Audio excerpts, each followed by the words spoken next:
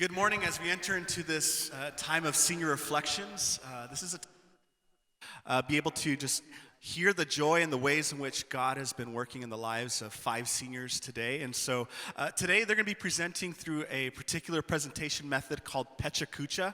And it comes from this Japanese architect who really just wanted to be able to kind of display and share all the work that they had done in a brief but also a very engaging way. And so our seniors today are going to be presenting in this fashion. They'll be presenting with pictures and really just sharing the ways in which God has been working in their life throughout this time here at PLNU. So would you help me welcome our first senior this morning, Maddie Denbaugh.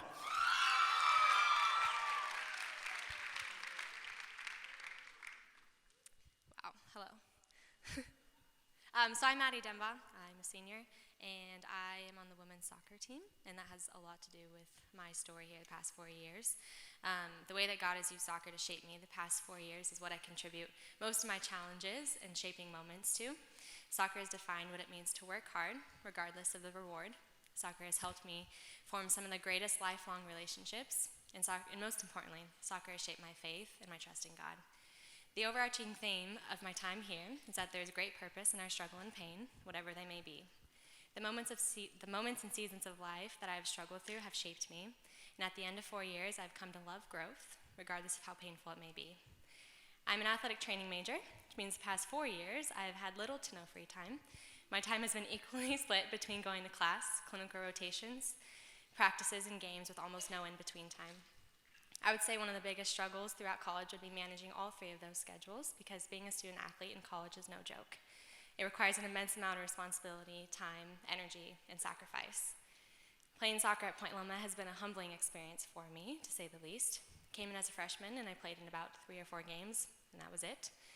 Up until college, soccer consumed my life. Everything that I did was focused and scheduled around soccer. The amount of times that I've said, sorry, I can't have soccer, is record-breaking. So you can imagine the shock that I experienced when I didn't play much my freshman year. This was the beginning of a long, challenging, and redefining journey in my faith. Before college, I played for my coaches, my teammates, and myself. But those were the wrong reasons, and I wasn't finding joy in that.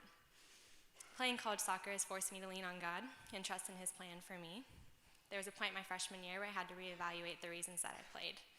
When it came down to it, God blessed me with the ability and the talent to play, and He gave me the opportunity to come to Point Loma. My freshman year, soccer became my way of worshiping Him. Regardless of how much I played, I decided that I would play for Him and glorify Him every time I stepped on the field. It wasn't easy, and honestly, I struggled through it.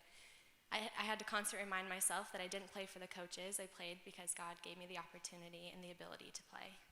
Every time I stepped onto the field for practice or for a game, it was to glorify the Lord by either playing and working hard or sitting on the sidelines cheering for my team as loud as I could.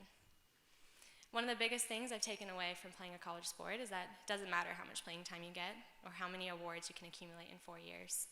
And the same is true regardless of if you are a student athlete. Life is about community. Jesus' ministry was so focused on relationships and loving others, and He calls us to do the same. College is so much more than your grades or your GPA, or if you're on a winning intramural team.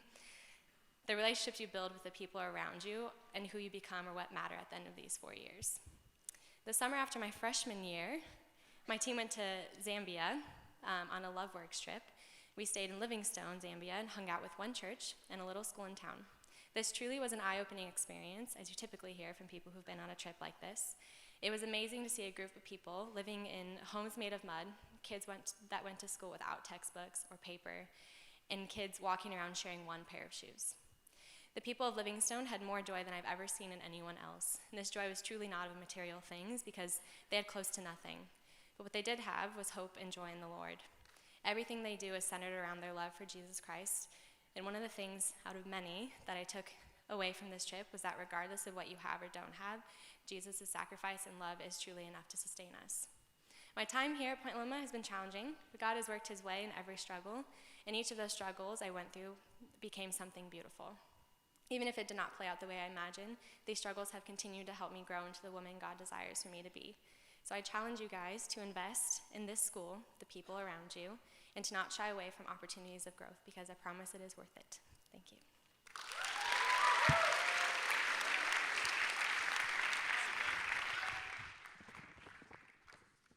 All right, so I just kind of want to walk through like some of the lessons I've learned here at PLNU, mainly through people. I've learned just that you're really nothing without those around you, and that the friends that I've made throughout life, these are friends I've known since kindergarten, so they actually don't go here. But going into high school, I never thought like I'd make just as good friends, but I was wrong.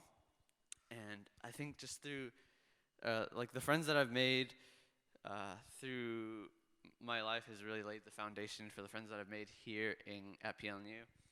And it's taken me kind of like this long to understand like through people that the darkness and like bad stuff in your life is far outweighed by like the beauty and the good and the light in your life.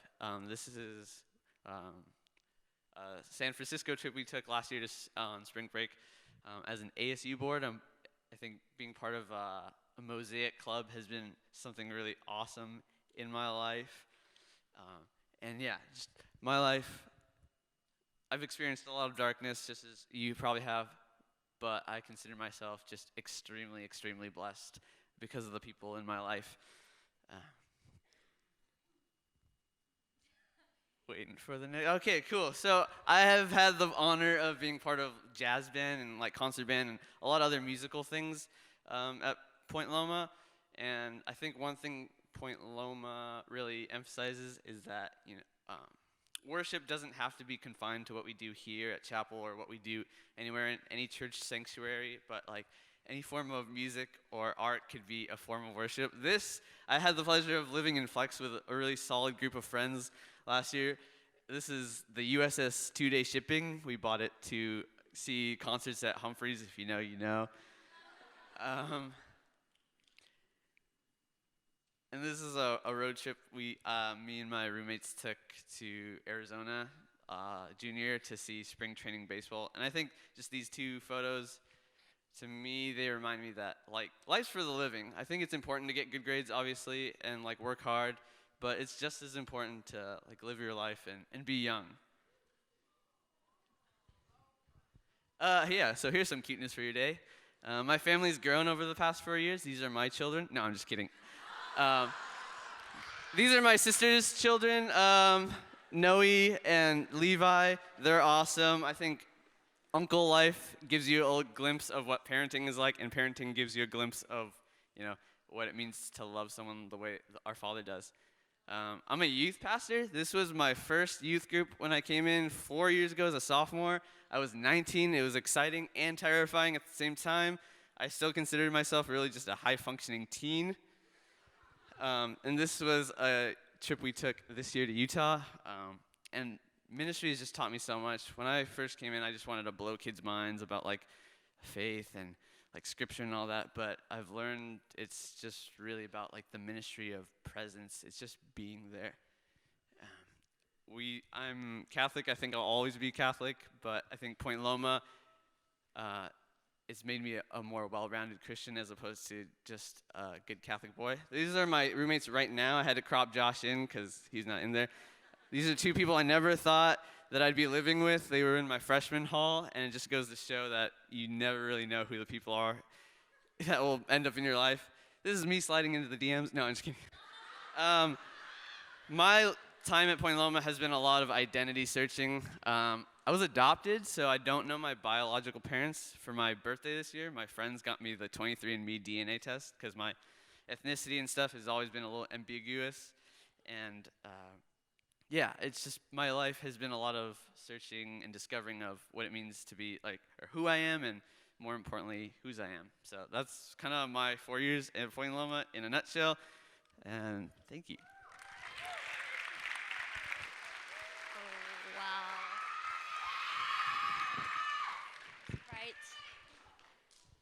Hello. Oh, how do you summarize 4 years in 4 minutes? I don't know, but I'm gonna try. College is the best 4 years of your life. It goes by so fast, have so much fun. You see, everyone tells you that, but no one tells you that sometimes college sucks. And I'm gonna be honest, like, it's been the best and the hardest 4 years of my life. And today I wanna talk about the growing pains that comes with being in college. And to do this, I'm gonna talk about it as if I was in a relationship with Point Loma and go through the stages of a relationship. Because to be perfectly honest, this is the longest commitment I've ever had. So here we are, freshman year, the honeymoon phase.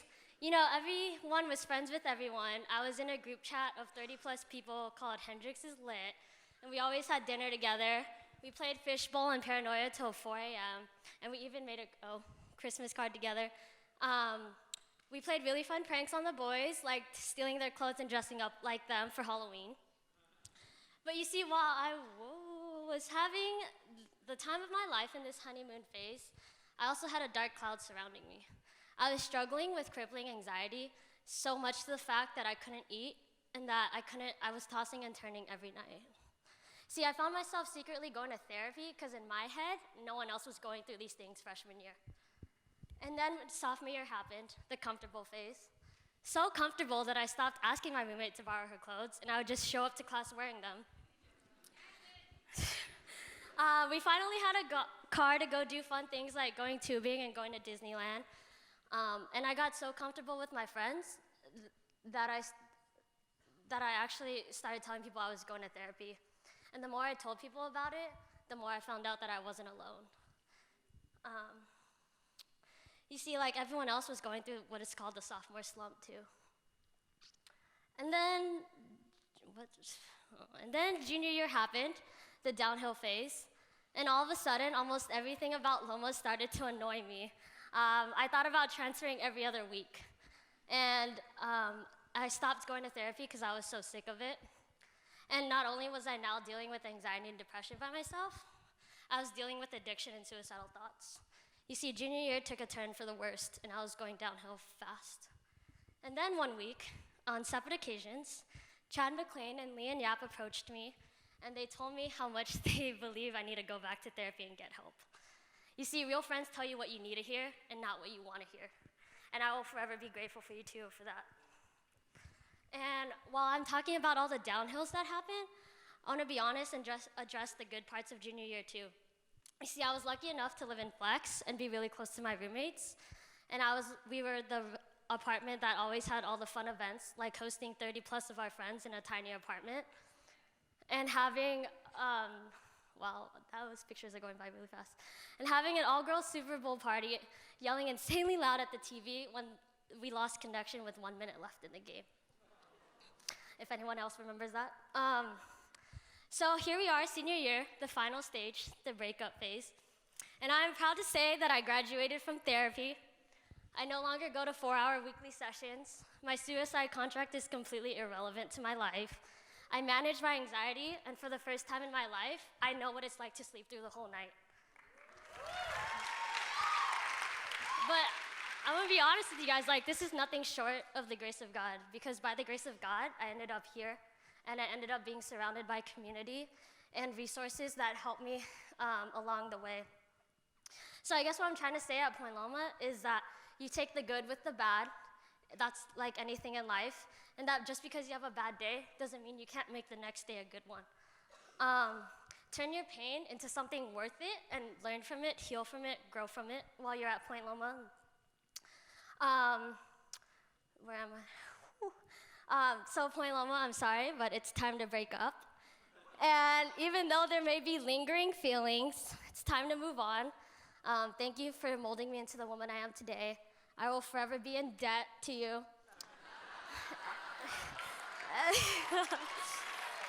And in the words of my homegirl, Ariana Grande, thank you. Next.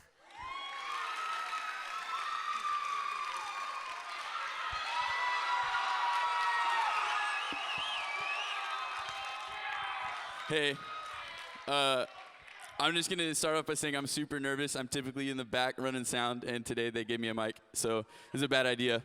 My name is Hudson. I'm a senior psychology major. When I take a look back at my time at PLNU, I'm so thankful for these people. This is my family right here. I'm on the left. I had way more hair back in high school than I do now. These photos are going really fast. Those are my dads. I'm so thankful for these two men. I would not be the person I am today without these two guys. I spent countless hours with them camping and riding dirt bikes or playing disc golf. These two have modeled for me what it means to be a strong man in the face of adversity. They're caring and courageous. This third photo is super special. That's Sharon, my Uncle Bill, my friend Dino, my friend Steve, and Rick. Steve passed away this year from cancer, and he was someone who was really impactful to me and changed my life. Anytime that I was struggling with anything, I could go to Steve, and Steve would gladly help me out. Steve was always in my corner rooting for me. This is my roommate, Austin. He's allergic to peanut butter and peanuts, so anytime I get mad at him, I threaten him with peanut butter. So actually, this photo was replaced by this photo. They wouldn't let me show this photo because we're all in our underwear in front of the Christmas tree. Shouts out Hendrix Third South. Those guys changed my life.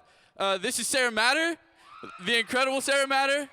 She was playing drums back here earlier. She's super awesome. What an incredible human being. I'm so grateful for our relationship and the ways that she has impacted me. I love this girl so much. Yeah. The next photo is from summer ministry team. Shout out Selah. For the last 2 summers, I've traveled on a summer ministry team, going to church camps and churches all over the Southwest NYI district. It's just a rad experience. That's where I found my passion for like live sound and audio and tech and all that sorts of nerdy stuff. The next photo is a photo of me and Sarah again. I'm part of the chapel tech team. This might be the absolute coolest job in the world. I get the incredible opportunity to help set up chapels and help run sound for each different band and speaker. At most chapels, you'll find me either in the sound booth or in the upstairs area. Thanks to George and Dan for trusting me so much. Thanks specifically to Dan. Oh, wow, that photo's up there. Okay, this is Wiley Hall. Shout out Chip Pitkin. Shout out the boys. I've been an RA there for 2 years, residing in Q4, the greatest room ever. Thanks for all the Wiley guys for being so awesome and gracious. Next. These are the people that I would consider my absolute closest friends. I'm so grateful for all these human beings. I really like that one shirt a lot. Wow, that's 2 photos.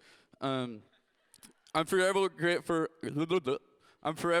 to all of these people for helping me to shape into a better person. This next photo is from over spring break. Wyatt Fittement, Hannah Matthews, and Sarah and I went to Yosemite. We had watched Free Solo the night before, and we were like, oh man, Yosemite's so rad. And then we went to Yosemite, and it was just like the coolest experience in the world. This photo has like very little significance other than it's just really cool. This next photo, a special photo. Will and I liberated our sea lion friend. We might get in trouble for this one, and I apologize to whoever, but yeah, that was Will and I. And last but not least, this next photo, getting engaged this year. Super sick. Definitely get yourself a fiance. They're super cool. They're super great. And I'll finish with this. The one piece of information that I would consider like the top thing that I've learned at Point Loma, it's something that I wish I would have learned my freshman year because in reality, I harmed a ton of relationships because I was so militant about what I believed. I would say have conversations. Have conversations with people who think differently than you. Have conversations who think similarly to you. Front row chapel people have conversations with back row chapel people. Liberals have conversations with conservatives and whatnot. I think something magical happens when we begin to converse across differences. If we can create a culture of conversation, that will inevitably lead to oneness. Yeah.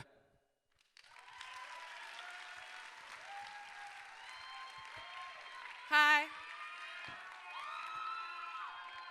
That's my name. Okay, so I showed up to NSO about 4 hours late 3 years ago with about $36 in my bank account and a reusable bag filled with hard candy, a beanie, and my phone charger, and it's pretty needless to say, but we have come a long way.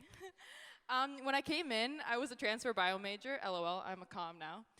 So originally, I had chosen Loma solely because of the brand new science building. Because my last school, I had very, very low expectations in terms of the word community, because I was convinced it was just a marketing tool. Little did I know that Loma would be a place where I would grow mentally and spiritually, and even further redefine community. I wandered into many offices my first year, and one of those offices was Mira's Hall, where I scheduled an appointment, which led to life talk and dinner at Linda and Dr. Brower's house with several other wandering transfer hooligans. And this experience kind of rekindled my drive to get involved here at Loma. A few months later, in January, I was out of school for about 3 weeks because I got my first severe concussion snowboarding on my birthday. And after being told I was only allowed to color and pray, I taught myself mindfulness meditation.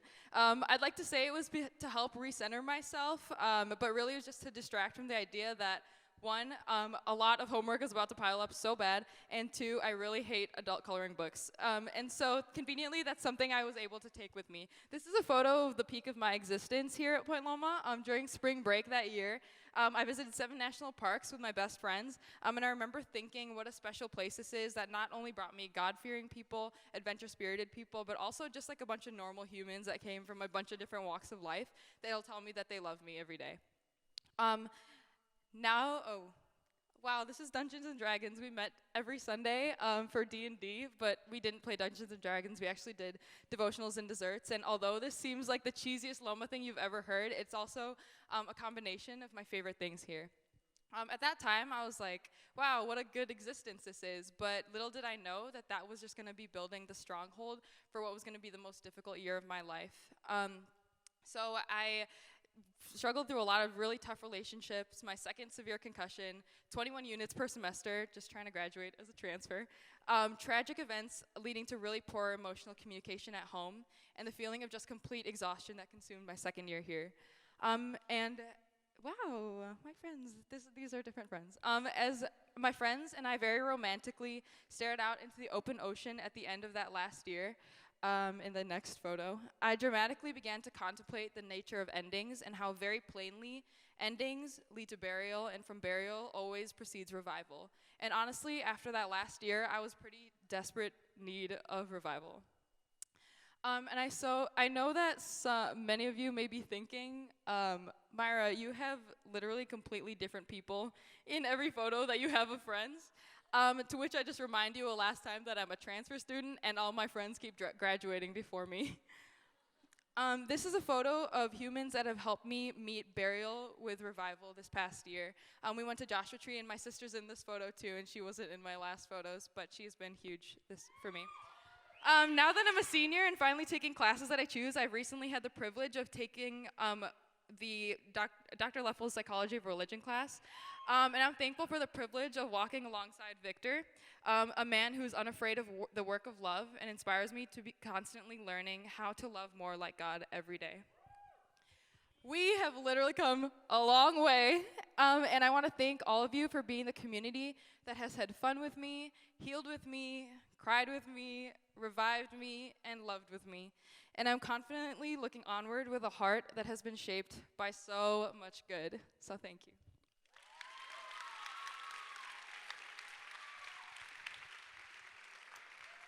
Let's thank our seniors one more time. That was amazing. Thank you all so much for sharing about your experiences here. And this has been great. So go now, go in peace, and know that God is with you as you leave. Thank you so much for being here.